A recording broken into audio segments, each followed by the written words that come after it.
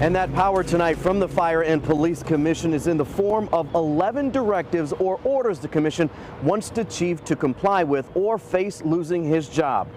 The first directive is extensive all on its own. Here is just part of what is included in directive number 1.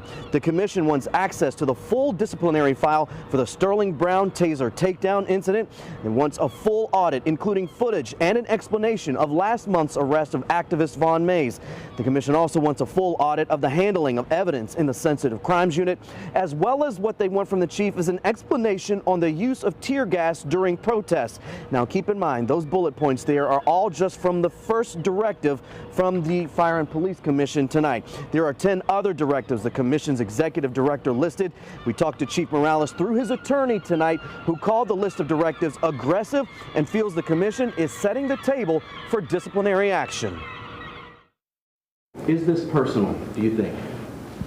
It's hard to see that it doesn't have an element of personality involved. From who? From the commission against the chief. Anyone specifically on the commission? Well, I'll just leave it at that and let the public decide based on recent publicity about interactions about the chairman of the commission and other members of the commission. Is this a personal attack on the chief? Absolutely not. This is part of our oversight capacity. I'm the executive director. My post is nearly ending. And I only hope that our city is in good hands going forward. His lawyer says many of these documents that you're asking for have already been turned over. Is that true or not? No comment.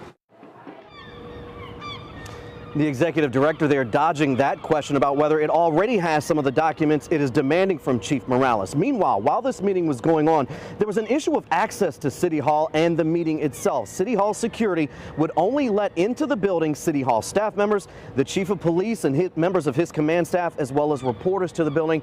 That security team did not let members of the public, mainly the protesters who were outside, into the building. Those protesters were banging on the door to try to get into City Hall. They were not allowed in. Now, if the chief is not able to comply with the orders, the executive director says Chief Morales will be subject to either demotion, suspension, or losing his job altogether.